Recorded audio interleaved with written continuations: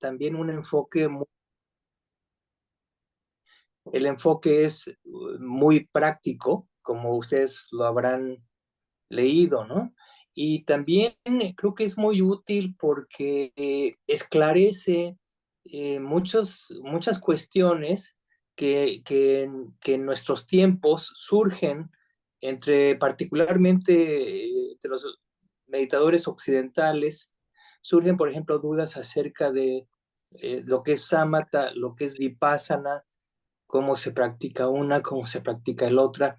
Y aquí vemos eh, que es muy interesante el enfoque de Ajahn Chah, que es el maestro al cual se está refiriendo el capítulo, ¿no? El enfoque que tiene.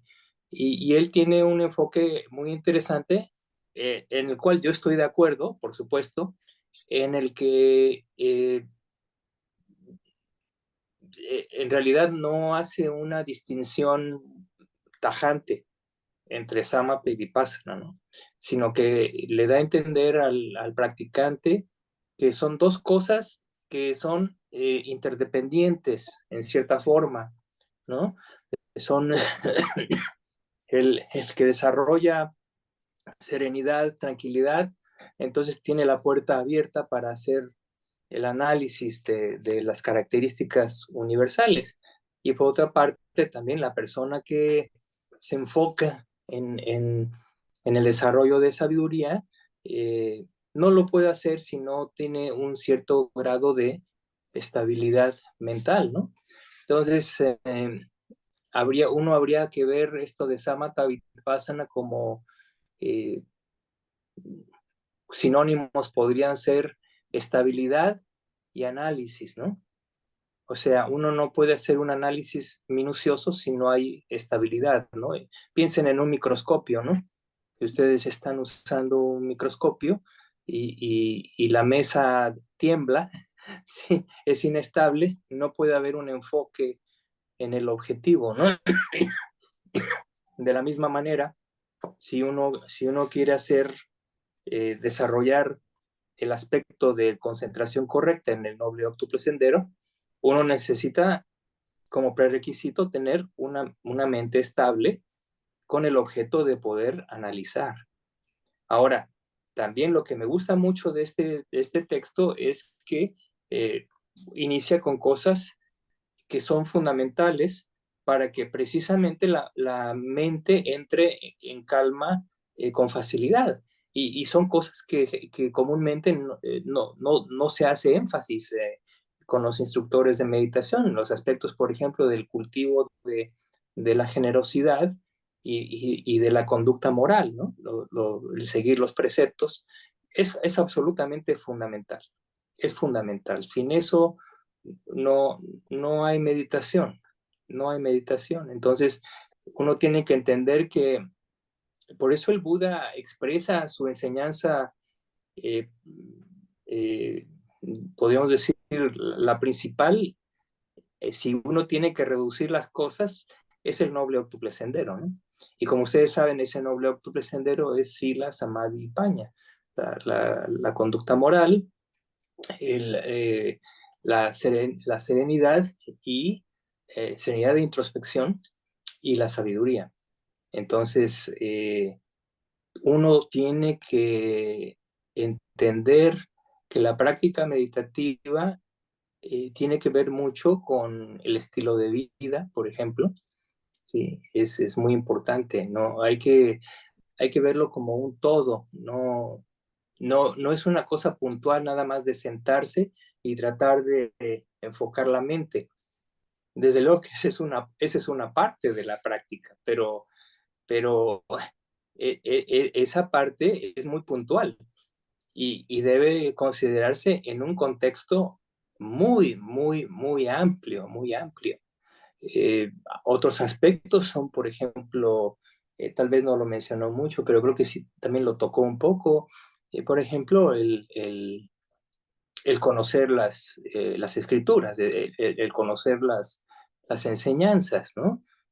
Al conocerlas y tenerlas accesibles en la mente, es decir, eh, tener memorizado un mínimo básico, fundamental, porque a fin de cuentas,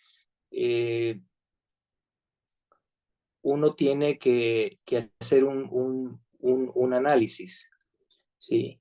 Si, por ejemplo, nosotros tomamos, por ejemplo, la meditación es una cosa fabulosa, de la forma que lo enseñó el Buda, ¿no? Podemos tomar una categoría del Dhamma, por ejemplo, para construir el andamiaje de nuestra meditación. Puede ser, por ejemplo, los 7 factores de la iluminación. Entonces, los 7 factores de la iluminación tienen que ver 100% con la meditación, ¿no? Y el primer factor es atención plena, asati. Entonces, ese podría ser uno de los principios de la instrucción. Eh, la atención, se hace un énfasis, y Ajahn Chah lo hace ese énfasis bastante. A lo largo del capítulo se pueden dar cuenta de que esa atención plena es fundamental, y además es algo que se desarrolla no solamente en el cojín de meditación, sino que debe cultivarse cuando uno se levanta del cojín y continúa con su vida cotidiana. Entonces, habiendo desarrollado esa atención plena, entonces uno procede a investigar, ¿sí? Que es el segundo factor de la iluminación, la investigación de Dhammas, la investigación de la realidad de acuerdo a las pautas que establece el Buda, ¿no? Ahora, esta investigación se puede llevar a cabo, este vipassana es algo muy amplio, ¿sí? No es nada más observar el surgir y cesar de los fenómenos. El análisis se puede hacer de muchísimas formas, ¿no? Uno puede analizar los aspectos causales de los fenómenos, uno puede enfocar la mente a buscar siempre las causas de los fenómenos físicos y mentales, y darse cuenta de que como las cosas surgen y cesan de acuerdo con causas, por ejemplo. Ese es un enfoque. Hay muchos enfoques. Otro enfoque puede ser, por ejemplo, eh, las ventajas y los peligros de lo que está uno analizando, especialmente si son cuestiones que tienen que ver con aspectos de moral, por ejemplo, que tienen una incidencia en cuestiones morales, aunque sean, digamos, secundarios, por ejemplo, etcétera, etcétera, ¿no? Después, eh, tenemos que el tercer factor de la iluminación es el esfuerzo.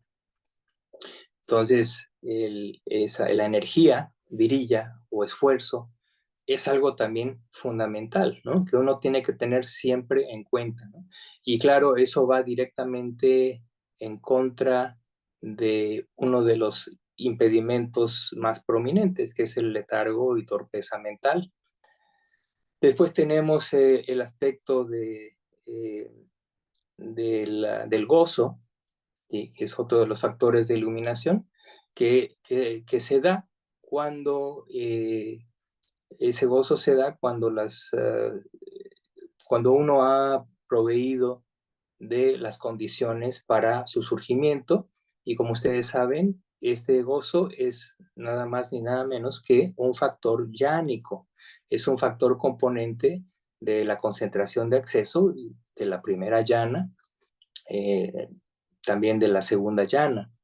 Entonces, ahí está en los factores de la iluminación. Después viene en sí el factor de concentración. Entonces, ahí nuevamente estamos desarrollando samatha y tomamos como base las enseñanzas acerca de samatha. Entonces, cuando hacemos eso, tomamos en cuenta las instrucciones del Buda en el sentido de qué es lo que necesitamos para que se desarrolle esa samatha, esa concentración. Bueno, tenemos que tener bien la moral, tenemos que tener bien la reclusión, tenemos que tener bien la restricción sensorial, tenemos que tener bien también la moderación en el sueño, la moderación en la comida. Entonces, eso cubre cubre el asunto, ese factor de la iluminación. Y finalmente tenemos la ecuanimidad. Pero la ecuanimidad es la joya cimera de la concentración, ¿sí? Es propiamente, digamos, estrictamente hablando, se refiere al logro de la cuarta llana. Es hasta la cuarta llana, cuando se ha cumplido ya todo el aspecto de concentración, cuando ese factor surge con la fuerza suficiente, ¿no? Con la intensidad suficiente. Entonces, y de esa forma se completan los factores de la iluminación. Entonces, es un ejemplo, ¿no? Es un ejemplo de cómo puede uno abordar la meditación.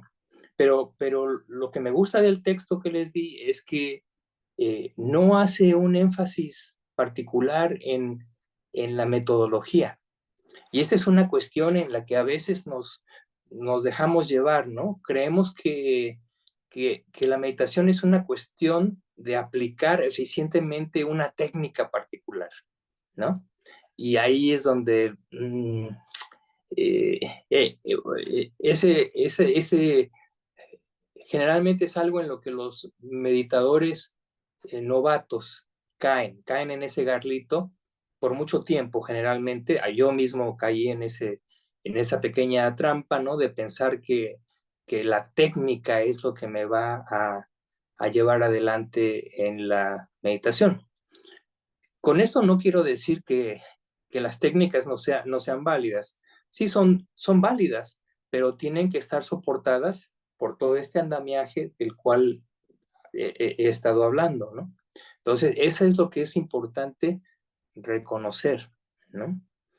Y por supuesto, ya si nos vamos a cuestiones de técnicas, cada persona es diferente, ¿no? Cada persona tiene diferentes inclinaciones, eh, cada persona tendrá diferente facilidad para aplicar una técnica o la otra. Entonces, no puede uno realmente poner un dedo y decir, esta es la técnica, ¿no? No, no es el Dhamma del Buda es por eso él habló del noble octuple sendero. Entonces, ese es realmente el marco de referencia que tenemos que tener cuando practicamos la meditación. A eso es a lo que nos tenemos que referir y es lo que tenemos que examinar primordialmente, ¿no? Bien, no sé si tengan alguna pregunta.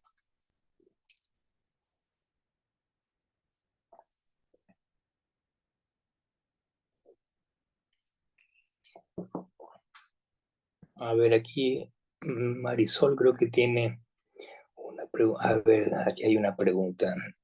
Buenas noches, Miguel. Gracias por compartir estas charlas.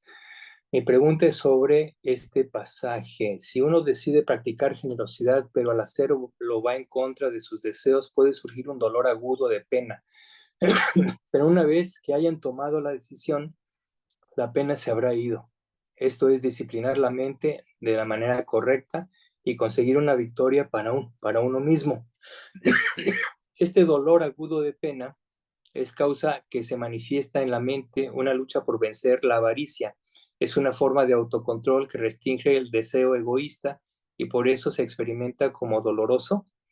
Eh, sí, la respuesta es sí. En general, autocontrolarse es un esfuerzo de contener las impurezas y normalmente siempre cuesta y es desagradable. Efectivamente, eh, efectivamente siempre hay un... Por eso el Buda dijo que el esfuerzo es una de las cualidades o de las facultades fundamentales, ¿no? Y ese esfuerzo es siempre ir en contra de las quilesas, siempre ir en contra de las impurezas. En este caso particular, hablamos de la avaricia, ¿no? Entonces sí, y es muy interesante el punto, porque a veces se pregunta la gente, ¿no? Bueno, sí, hay que practicar la generosidad, etcétera, etcétera, pero ¿cuál es la medida? ¿Cuánto tengo que dar? ¿No? ¿Cuánto tengo que dar? Entonces, yo escuché una respuesta de un monje que se llama Ayam Punadamo, que es canadiense, hace muchísimos años, hace como Yo creo que hace como 20 años escuché esta respuesta. Eh, Él dice, cuando se enfrenten con esa dificultad particular, dice, es muy fácil resolver esa duda. Simplemente ustedes den o donen, ¿sí? Porque ustedes saben que la generosidad es muy amplia. Uno puede dar su tiempo, puede dar dinero, objetos, comida, etcétera. Entonces, él decía, simplemente, dice, no se preocupen, simplemente den hasta el punto en que empiece a doler. Solo cuando empiecen a sentir ese dolorcito, hasta ahí. Ese es el límite. Y creo que es una respuesta muy sabia, porque todos somos diferentes, todos tenemos diferente capacidad para dar, por supuesto, y todos tenemos diferentes medios para dar, ¿no? Ya sea tiempo, dinero, etcétera, etcétera, ¿no? Entonces, creo que es un punto interesante, eh, es un punto interesante y creo que la respuesta también es una respuesta en la que puede uno reflexionar y también que uno puede probar, digamos, en forma práctica, ¿no? O sea, doy hasta que realmente sienta yo un- una, una, una, una cierta incomodidad, ¿no? Ese es el límite. Bien, vamos a ver si hay por aquí otro. Aquí la pregunta es ¿qué es sasana? Sasana es lo que se llama, lo que se puede traducir como la dispensa, la, eh, lo que estableció el Buda, ¿sí? Lo que estableció el Buda, es decir, establece la orden, establece la estructura para que la enseñanza perdure y se mantenga, ¿sí? Eso es la sasana.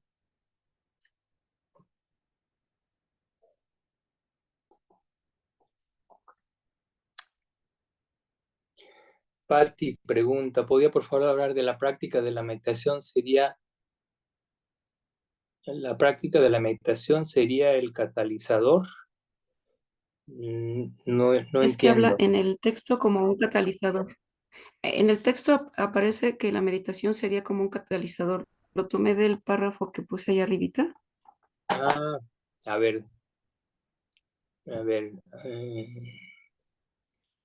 En virtudes tales como vergüenza sabia y miedo sabio de las consecuencias, la contención de los sentidos, el contento con poco, la paciencia y la atención plena en todas las posturas, creaba las bases subyacentes de la transformación interior, en la cual la práctica de la meditación sería el catalizador. Claro, sí, sí, sí.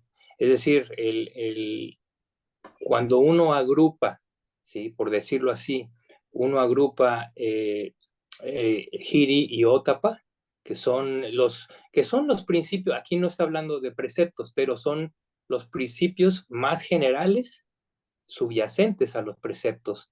Es decir, la moral fundamental en el budismo es lo que se traduce como vergüenza sabia y miedo sabio de las consecuencias. ¿Sí? Aunque a mí no me gusta esa palabra miedo, porque el miedo siempre está asociado a la aversión y definitivamente la aversión no es una cualidad mental deseable. Entonces, a mí me gusta más traducir la segunda como la circunspección sabia con respecto a las consecuencias de nuestras acciones. Ese término creo que la forma de decirlo es más cercana a lo que el Buda tenía como intención cuando explicó el término Otapa. Él usaba el término Otapa. Entonces son Hiri y Otapa. Y por cierto, Hiri, la primera cualidad, es la vergüenza sabia que surge cuando uno considera el pensamiento, ¿qué pensaría el Buda o qué pensaría un Arahant, es decir, las personas más sabias posibles, qué pensarían de mi acción? Y la respuesta emocional a esa pregunta es lo que traducimos como vergüenza sabia, ¿sí? Entonces, siempre es con el referente más alto. Y la segunda es la circunspección sabia con respecto a las consecuencias, no el miedo, porque es una cualidad absolutamente positiva y sana. Entonces, no tiene que ver con el miedo. Bien, entonces reunimos esas dos grandes cualidades, Hiri y Otapa. Además, restringimos nuestros sentidos, practicamos la restricción sensorial, practicamos el contento con poco, es un ingrediente fundamental, practicamos la paciencia y la atención plena constantemente, ¿sí? Cuando tienen todos esos elementos, ¿sí? Entonces imagínense que es una mezcla explosiva, ¿no? Es una mezcla explosiva y digamos que la mecha va a ser el catalizador que cuando se encienda y entre en contacto la flama con todos los componentes va a dar lugar a la explosión. Y esa explosión la equipararemos con el conocimiento liberador, con la liberación, con la iluminación. Entonces sí, es un fragmento muy bonito y muy sustancial, porque realmente estos párrafos, este párrafo engloba todo, ¿no? Lo que les estaba diciendo anteriormente, ¿no? Que la meditación no es nada más sentarse a meditar, tiene que haber todo un conjunto, todo un andamiaje previo para que la meditación pueda tener efecto. Y aquí está descrito perfectamente por Patti. Y qué bueno que Patti lo plasmó aquí en texto porque es fundamental, es absolutamente fundamental, ¿no? Entonces, de hecho, este pequeño fragmento eh, podría ser la base para, digamos, para desarrollar nuestra meditación por años. O sea, uno trae siempre a la reflexión inicialmente eh, las virtudes de Hiri y Otapa y la concientización de la necesidad de restringir los sentidos, el contento con poco, la frugalidad en nuestro estilo de vida, la paciencia, que es fundamental, absolutamente fundamental, y la atención plena, que como mencioné inicialmente, es nada más ni nada menos que el primer factor en los 7 factores de la iluminación. Entonces, esas son las bases subyacentes de la transformación, de la verdadera transformación, ¿no? Y el catalizador es la que enciende todo el asunto, es precisamente la meditación, ¿no? Entonces hay que ver la meditación como el conjunto de todas estas cosas, ¿no? Qué bueno que lo mencionó Patti porque refuerza lo que dije anteriormente. A ver, Jonas, tienes una pregunta.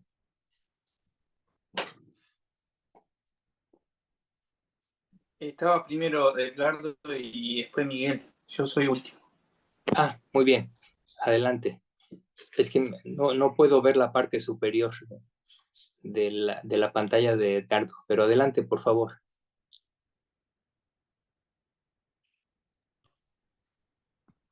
Buenas noches, Miguel. Buenas noches. Bueno, muchas gracias nuevamente por tu charla, tu asistencia, tu generosidad y bueno, y muchas más cualidades que podría mencionar. Tengo muchas preguntas con este texto que me parece realmente riquísimo en el sentido, particularmente en el estilo, ¿no?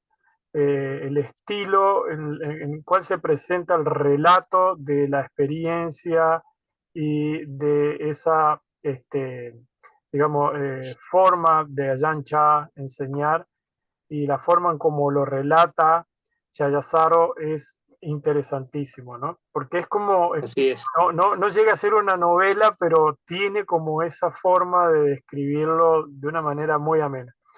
Y tengo una pregunta que apunta en doble sentido, en dos sentidos, hacia arriba, hacia Ujú. abajo, o hacia el principio, hacia el fin. Por ejemplo, por todo lo que tú has dicho y lo que dice el texto también, nosotros podríamos llegar a la, digamos, conclusión de que lo que nos debemos realizar, en definitiva, es entender el propósito y buscar el fin. En este caso, el propósito tendría que ser calmar la mente, quitar la mente y desarrollar una clara comprensión a través de vipassana o atención plena. Ahora, los medios y las formas realmente es una experiencia, por más que estén todas las propuestas y las técnicas acá sobre la mesa, que también es una recopilación de Visuddhimagga en cierta manera, ¿no? Es algo muy personal, ¿verdad? Porque es algo que podría ser hasta una mezcla de instancias y situaciones que uno descubre aplicando la investigación, ¿no? Por eso a mí me ha sucedido lo mismo que decías tú, que a veces el aferrarse a la idea de que tal refinamiento de tal técnica o procedimiento daría como resultado inequívoco tal experiencia, eso me ha hecho perder mucho tiempo. Sí, Me ha hecho perder. pero yo no considero que es, entre comillas, perder el tiempo, ¿no?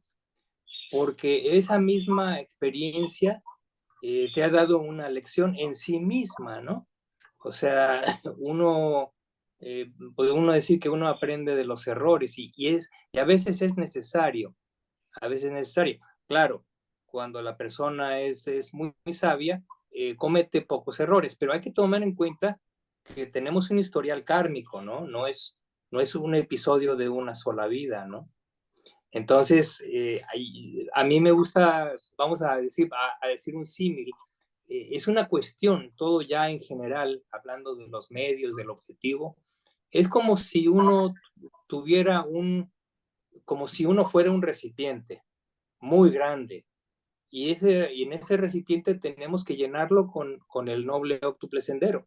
Pero ese noble óctuple sendero solamente lo podemos extraer gota a gota, ¿no? No es, y para la mayoría de la gente, ese goteo no va a llenar el recipiente en una vida, ¿no? Para algunos sí, unos tienen un contenedor pequeño, entonces ese noble óctuple sendero, al gotear en esa misma vida, lleva las cosas al límite, ¿no? Y se llena ese contenedor. Entonces, por eso también hay que considerar el aspecto de paciencia, ¿no?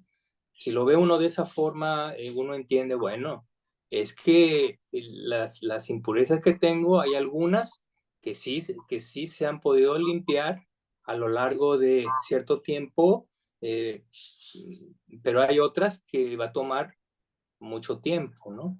Entonces, la paciencia consiste en entender que ese goteo también es diferente para cada persona. No podemos comparar contenedores ni podemos comparar razones de goteo, ¿no? Para algunos el goteo es muy rápido, para otros es lento.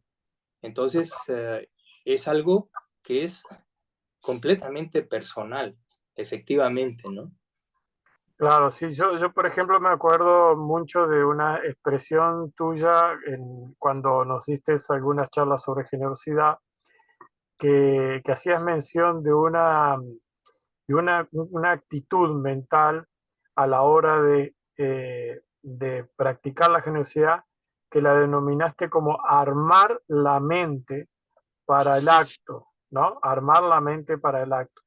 Y armar la mente no, eso de armar la mente para el acto también se condice con la cuestión de las condiciones meditativas. Por ejemplo, armar la mente para el acto comienza mucho antes de sentarse en el cojín, Claro, pero también al sentarse en el cojín hay que rearmar la mente para el cojín. O sea que no es una cosa que la técnica te lleva a eso, sino que uno tiene que abordar la técnica con eso ya armado, ¿no? Es así, así es, así es. claro.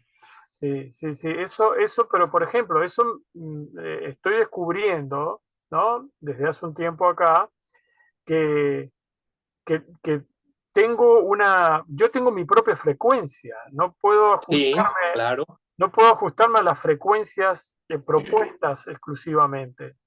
Tengo una frecuencia que es la que yo tengo que sintonizar antes de sentarme a meditar y cuando me siento a meditar, y me tengo que olvidar de los textos en ese así momento. es, así es. Sí, Sí, pero me gustó mucho la forma en que lo aborda porque eh, eh, contempla todo esto. claro, En el claro. texto contempla todo. Fíjate que tú tocas en un principio fundamental de la enseñanza del Buda, que es su enseñanza es acerca de condicionalidad. Entonces, no es un asunto de querer algo, sino es un asunto de proveer las causas y las condiciones que van a dar lugar a ese algo. Entonces, eso es, o como dicen, no es una cuestión de ver la cima de la montaña, es ver cómo preparamos el viaje para eventualmente llegar a la cima. Entonces, pero la mayoría de la gente está acostumbrada o tiene el mal hábito de creer que viendo la cima vamos a llegar a ella, ¿no? Y no, eso es simplemente poner las condiciones, poner las causas y el mismo Buda da ese símil tan hermoso de la gallina pone sus huevos y entonces dice, la gallina que pone los huevos y se sienta en ellos y permanece ahí, dándoles calor, dice, eventualmente, ya sea que la gallina quiera o no, esos huevos van a dar lugar a los pollitos, ¿no? Los pollitos van a romper el caparazón y van a nacer, ¿no? Pero la gallina que tiene muchas ganas de tener pollitos, pero se para, deambula un poco, regresa, se sienta otra vez un poco, deambula, nunca va a tener pollitos, ¿no? Porque no los logra incubar, ¿no? Entonces, es lo mismo, ¿no? Tenemos que poner, ese es el principio fundamental. No, no nos preocupemos demasiado con la obsesión del objetivo. Preocupémonos más bien con poner las causas y las condiciones para lograrlo, ¿no? Bien, muchas gracias, Miguel. Bien, ahora sí creo que te toca, Jonah.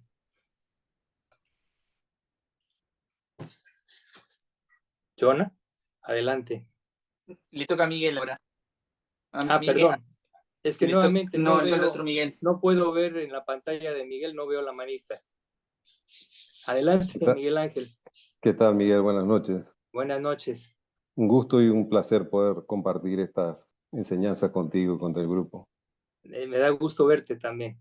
Igualmente. Yo leí el capítulo y realmente me pareció también muy interesante porque es la primera vez que veo la enseñanza de Ajahn Chah con un cierto orden y con una simplicidad que no se ve cuando uno lee libros de Ajahn Chah normalmente. Él mismo dice que no le gusta explicar, digamos, las técnicas y que las técnicas son individuales para cada persona. Yo lo que hice fue leer el artículo y simplemente marqué las cosas que me llamaban la atención, digamos, cosas que no había visto, no había escuchado en instrucciones de meditación, en retiro o en los libros que leemos, ¿no? Como son muchas preguntas, voy a leer las dos o tres primeras y doy lugar al resto y si después queda tiempo, seguimos con las demás. De acuerdo. La primera está referida a la meditación Anapanasati, de la respiración, en donde en alguna parte él dice que hay que seguir, la atención tiene que seguir la respiración, empezando por las fosas nasales, la parte media y la parte abdominal. Es como que sigue la respiración dentro del cuerpo, cuando lo tradicional es que la respiración la atención queda focalizada en la fosa de la nariz, digamos, y se sigue el inicio, el medio y el final de la respiración. Eso me llamó la atención. A ver, voy a hacer un hincapié para... Sí, Vamos pregunta por pregunta. vale. Esa respuesta, si no me equivoco, es el tipo de respuesta que él hubiera dado a un principiante, a un meditador principiante. Porque no es no es realmente... un meditador experimentado no haría eso. Especialmente si está digamos, en condiciones de lograr jhana, ¿sí? No haría esa cuestión. ¿Por qué? Porque es mucho movimiento mental, por decirlo así, ¿no? Eso de ir y pasar digamos, por la garganta, e ir hasta el estómago y luego regresar y visualizar todo esa... Es mucho... es mucho... es No muy ayuda elaborado. a calmar la mente, digamos, que es lo Sí, que él pero hace para un énfasis. principiante puede ser muy útil. Sí, Bien. hay que hacer esa aclaración, ¿eh? Él lo pone en el texto, por eso lo marco, que me Sí, llamó la atención. sí, sí. El segundo punto, él habla de la meditación caminando, incluso con la frase de Budó, que estabiliza el samadhi, y que pero hace mucho hincapié en la meditación caminando, con lo que también me llamó la atención, porque en las instrucciones habituales la meditación caminando es como una especie de impas de la meditación sentada, ¿no? Pero bueno, Sí, posiblemente depende también de la madurez del meditador, seguramente. sí. Ahora, a ver, voy a hacer un comentario. Esta cuestión del budo es típica, absolutamente típica del sistema tailandés de los monjes de la foresta. Básicamente es exclusivamente lo escucha uno en ese contexto, ¿no? Pero realmente también la mayoría de los grandes maestros de la foresta de tiempos pasados y los contemporáneos casi siempre aclaran que hay dos posibilidades. Uno mantiene el budo durante básicamente todo el día. Cuando uno va a un monasterio de la foresta y practica en el monasterio, el maestro va a decir, no sueltes el budo, ¿no? En el momento en que te despiertes, empiezas con el budo y lo último que haces cuando estás ya por dormirte es budo, ¿no? Pero la otra alternativa es simplemente la atención a la respiración. Entonces, son dos anclas, en realidad es una metodología que utiliza estas cosas como ancla para la atención, precisamente, para que la mente no esté divagando, ¿no? Que tenga un punto en el que está constantemente regresando a ese punto, ¿no? Y entonces la atención plena se fortalece, ese es el propósito, ¿no? Ahora, a mí, por ejemplo, el budo no me funciona, simplemente no es para mí. Lo intenté un tiempo y no se me da. Pero hay gente que, bueno, jura por ello, ¿no? Son buenísimos usando el budo, ¿no? Yo estoy mucho más cómodo simplemente con la respiración. Y cuando camino, por ejemplo, en la caminata, que generalmente uno gasta mucho tiempo, sobre todo en ocasiones de retiro, hay una de dos, según yo lo veo, ¿no? O uno toma referencia a la respiración o uno toma como referencia las sensaciones corporales más prominentes, más intensas. ¿Por qué? Porque la atención plena el desarrollo de la atención plena se favorece con la percepción de un objeto claro. Mientras el objeto sea más claro, hay más posibilidad de que la atención plena se desarrolle. Y por esa razón, cuando uno camina, si uno pone atención en las sensaciones más prominentes, y generalmente son sensaciones corporales, aunque no necesariamente, porque uno puede practicar en un ambiente en el que haya, por ejemplo, ruidos intensos, intermitentes, ocasionales, y entonces uno toma eso como base. ¿Por qué? Porque es el estímulo más prominente en el momento en que está sucediendo, ¿no? Recordemos que en la meditación caminando nos involucramos cuando tratamos de desarrollar concentración en lo que está sucediendo en el momento presente, en la forma en la que sucede, ¿no? Bien. Ok. Pero el rol que le da Ajahn Chah a la meditación caminando es importante, por lo menos más importante de lo que yo tenía en la cabeza Es de las instrucciones increíblemente habituales, importante. digamos. Muy importante. Sí, sí, ese es otro aspecto de eso, es otra característica de la tradición de la foresta. Ok. Es tan importante como la meditación sentado. Tan importante como la sentada. Y la tercera, y después dejo lugar a los compañeros, está relacionada a meta. En algún párrafo dice que meta Ajahn Chah no la recomienda a los monásticos, porque meta se puede transformar en un sentimiento más sensual, más atractivo para el Claro, sexo opuesto. Me llamó la atención claro. porque en el Patimokkha, digamos, uno de los preceptos es tener una mente libre de odio y de dosa, digamos, y la forma de lograr eso es teniendo una mente con meta en forma Exactamente. permanente, ¿no? Sí, nada más que como lo dice él muy, muy acertadamente. Lo que menciona él en el texto está dirigido a los monjes. Uh-huh. Sí, definitivamente. No es algo que nosotros los laicos deberíamos de atender, ¿no? A lo que dice en particular ahí. Porque efectivamente para un monje es un poquito jugar con fuego, ¿no? Yo eso sí puedo hablar con plena experiencia, porque eso fue lo que a mí me arrojó a regresar a la vida de laico, ¿sí? Cuando empecé a compartir meta con una persona del sexo opuesto, bueno, ahí empezó a desencadenarse el, el tropiezo. Sí, entonces estoy completamente de acuerdo. Hay que entender el contexto, hay que entender el alcance y hay que entender también nuestras posibles limitaciones o nuestras quilezas particulares, ¿no? Pero en términos generales, no representa ningún peligro para los laicos, definitivamente, o sea, absolutamente, practicar meta.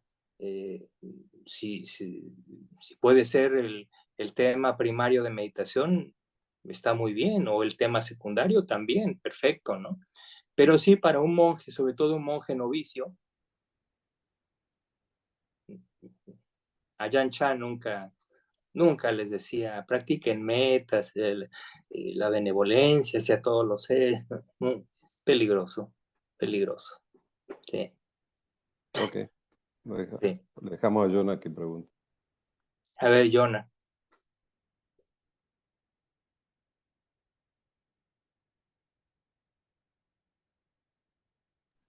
Hola. Bueno, gracias por tu tiempo y gracias por este material que a mí me pareció asombroso.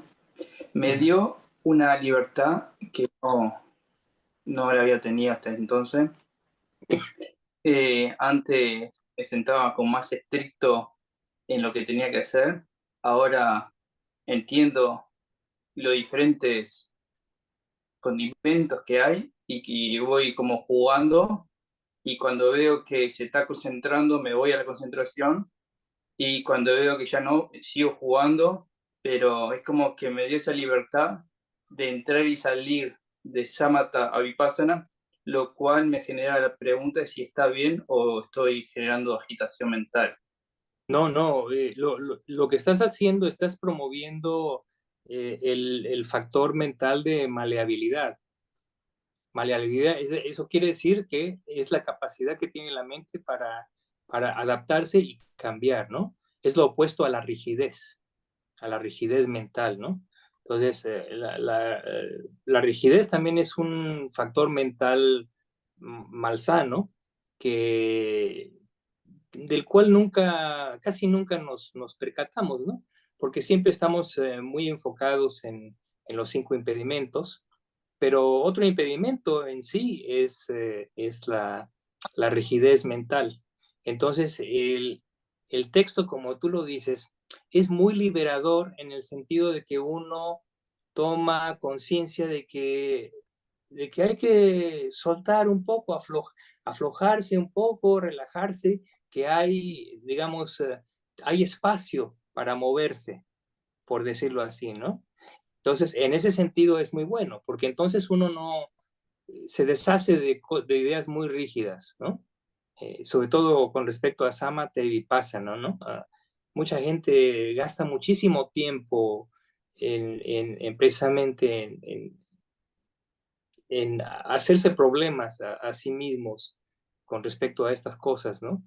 Y la cosa es mucho más sencilla, ¿no?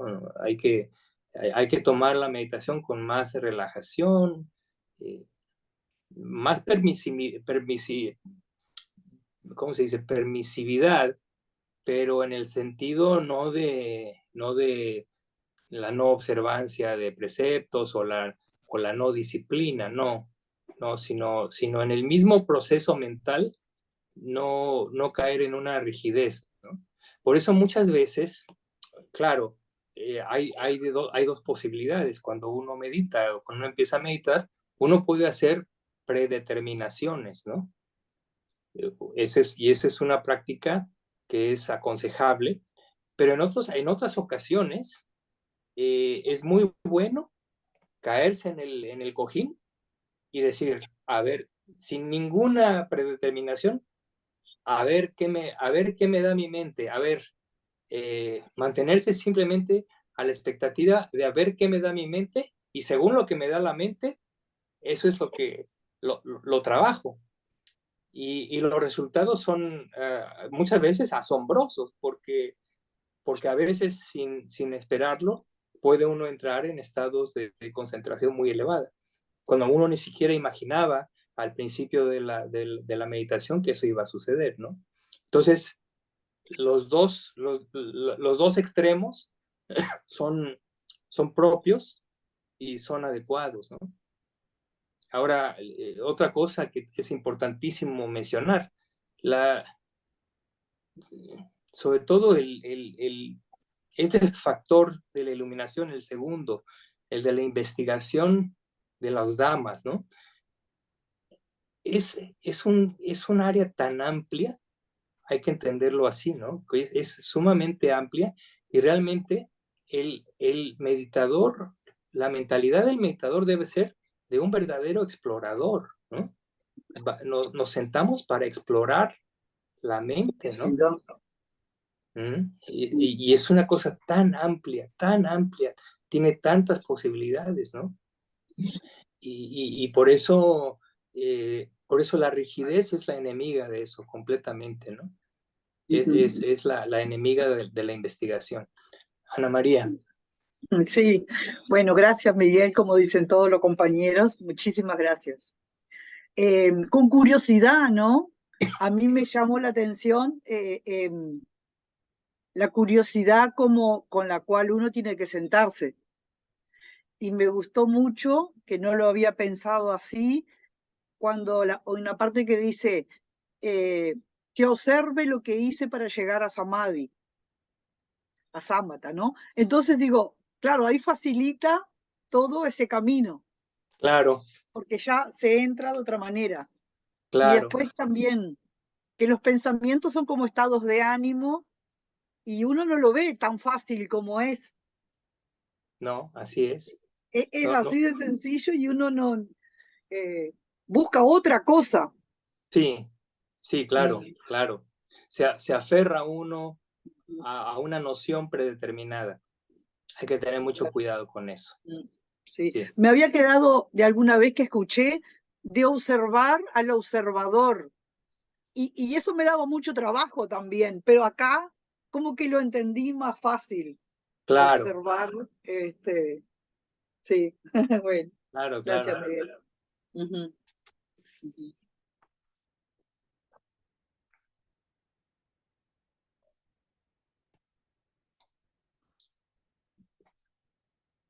¿Alguna otra observación o pregunta? Miguel Ángel. Estaba Edgardo primero. Perdón, es que nuevamente no puedo ver la manita. Adelante, Edgardo. Sí, son dos preguntas cortitas, una muy sencilla que tiene que ver con el título, que es Quietud que fluye, ¿no? Ese título se puede conseguir solamente en inglés, está en PDF, ¿cómo podemos hacernos de este texto? Tengo entendido que el texto completo, el libro completo, que es una obra masiva, se encuentra publicado en Amaravati Publications. Ahora, Amaravati Publications es la rama editorial del monasterio Amaravati en Inglaterra. Entonces, basta simplemente entrar a la página web de Amaravati, ir a la parte de textos disponibles y uno puede encontrar ahí el título es Stillness Flowing, que es quietud que fluye. Ahora, tengo entendido, mi amigo Ricardo Schwarzer, que fue el traductor de la obra, que para mí es el mejor traductor en la lengua española, me dijo él que estaban ya en proceso de ya publicar la obra completa traducida al español.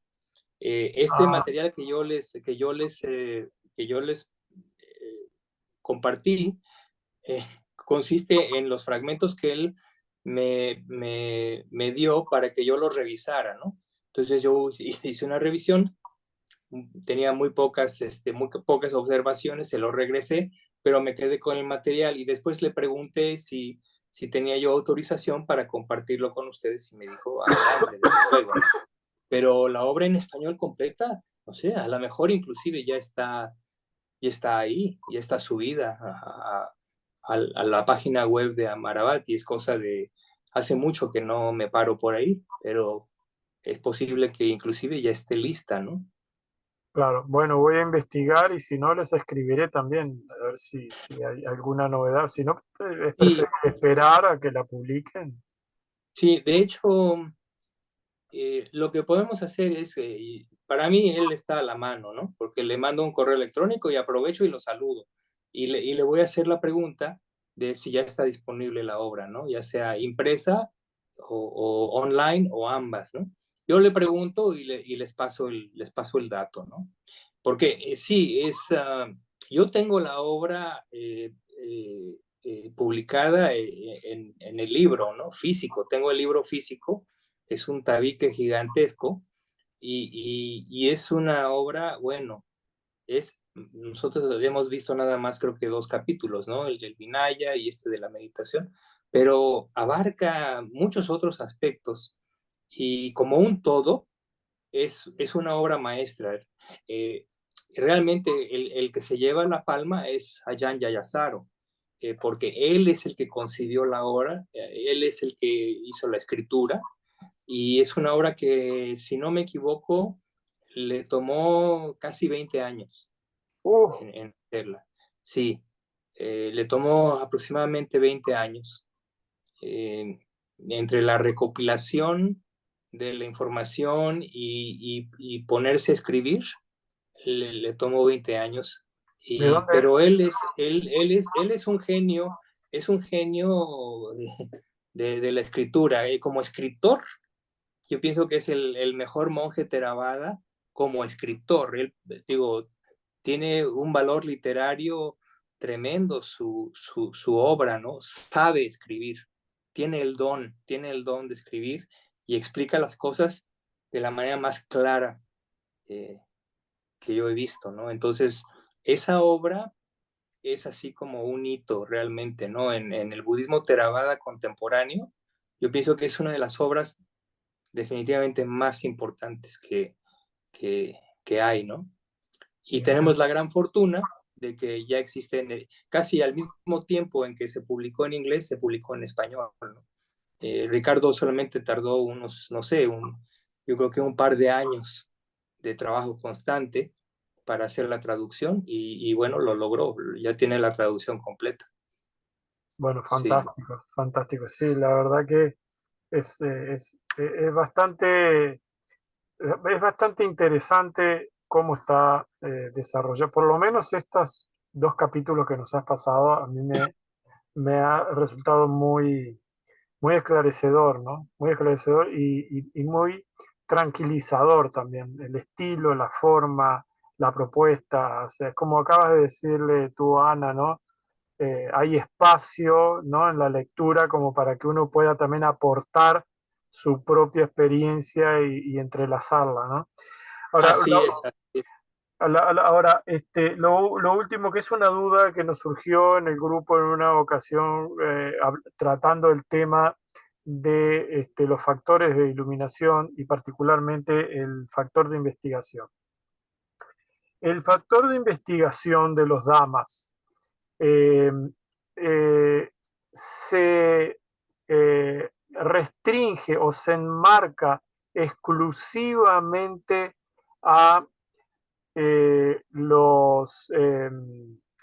digamos, la doctrina budista o Theravada en este particular, o se puede ampliar fuera de la observación en la meditación, ¿no? Se puede ampliar la investigación tomando en cuenta otros campos, como por ejemplo la neurociencia, la física, que pueden ser como, digamos, conciliadores entre la duda y la experiencia que uno va desarrollando al investigar los Dhammas, tanto en la meditación como en los textos. En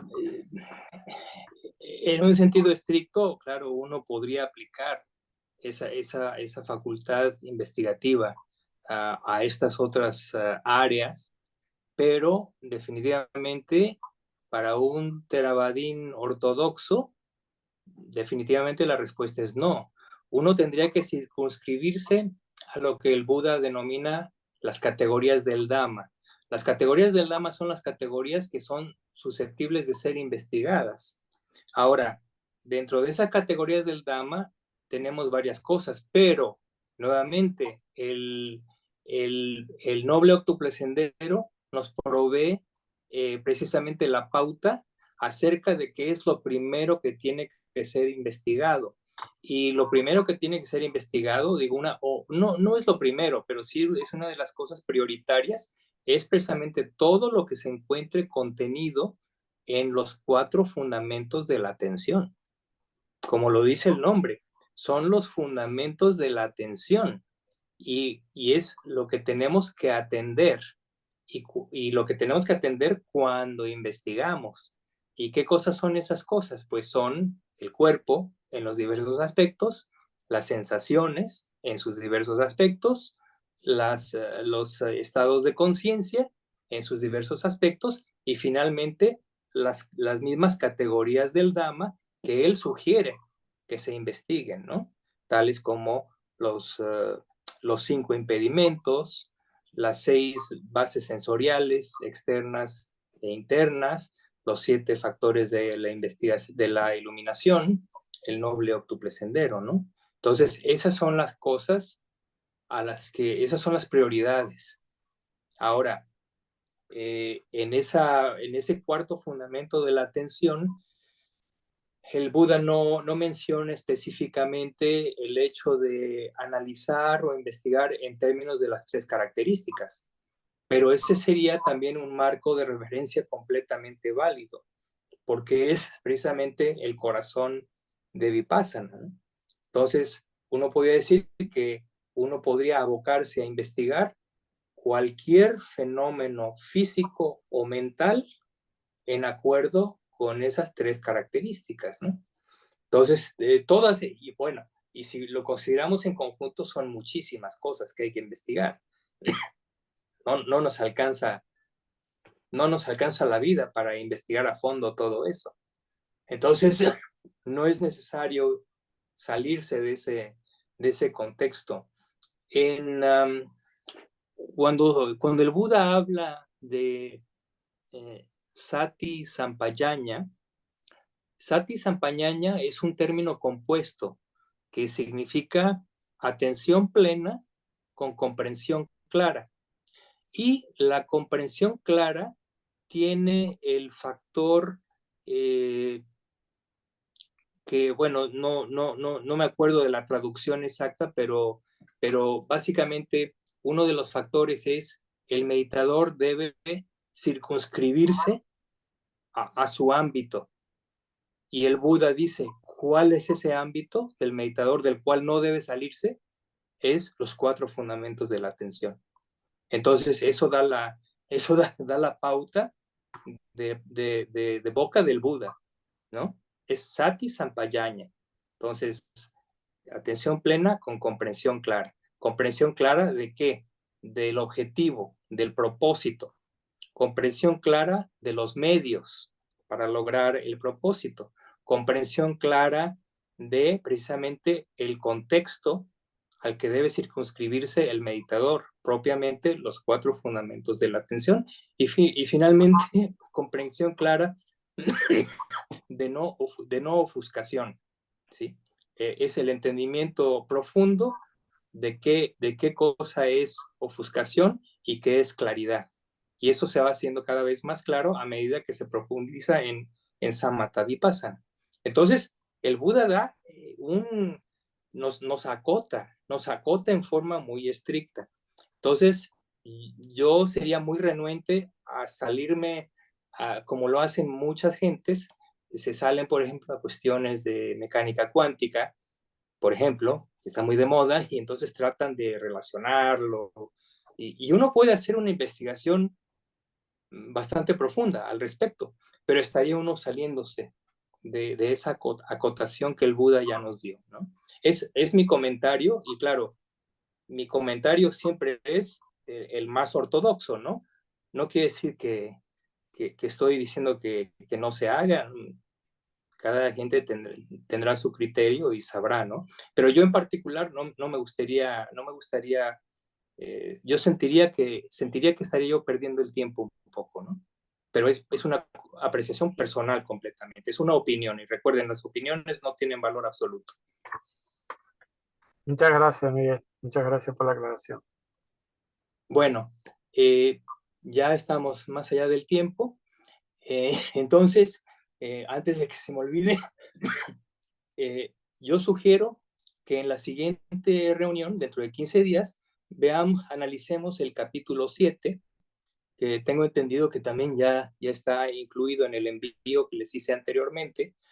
Y ese capítulo 7 se titula Pulir el caparazón y habla acerca del entrenamiento monástico.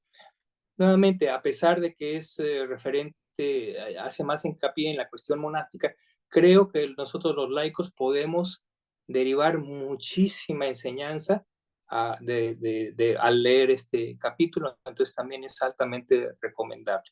Tenemos 15 días, tenemos tiempo suficiente, son capítulos muy largos, entonces creo que 15 días es suficiente para por lo menos revisar una sola vez la obra, ¿no? Entonces, ojalá lo podamos hacer así y nos vemos en 15 días. Que estén muy bien, contentos y en paz. Hasta luego. Gracias, Miguel, que esté bien. Gracias. Que todos De nada. estén bien. Gracias. Gracias, Miguel. Gracias, Miguel. Muchas gracias. Hasta luego. Gracias. Gracias. Bueno, se quedaron con las preguntas ahí, ¿eh? Uy, a mí me quedaron un montón, pero bueno, está muy bueno. Lo importante es que después que terminemos de ver estos capítulos, supongo que habrá algunos otros encuentros para seguir preguntando, ¿no? Sí. Pero bueno, O para trabajarlo nosotros. o para trabajarlo nosotros. Sí, Sí. Hay bastante cosas sencillas, pero fáciles de entender porque todos los varios símiles, ¿no? Entonces como que uno los agarra para practicar. A mí me gusta eso de No, como que entiendo lindo. claro, y además tiene la facilidad Yayasaro de explicarlo con porque el concepto este del espacio al que mencionó Miguel me parece muy apropiado porque lo explica con espacio, o sea, podés vos dentro de la explicación que te da encontrar tu lugar, ¿no? Y no es eso que a veces las explicaciones que te dan son tan lineales y tan rígidas que a vos te cuesta llegar ahí, ¿no? En este Sí, caso, sí, sí. como que te da un lugar para que vos, dentro de lo que te explique, bueno, encuentres tu, Tu propia forma de hacerlo. claro, tu propia forma de hacerlo. Eso es lo que está muy bueno del texto, ¿viste? Eso está muy Sí, bueno. sí, sí, sí. Bueno, nos vemos, que pasen Nos bien. vemos, Gracias a buen todos. descanso. Chao, Gracias, chao. Anita. Chao, chao. Chao.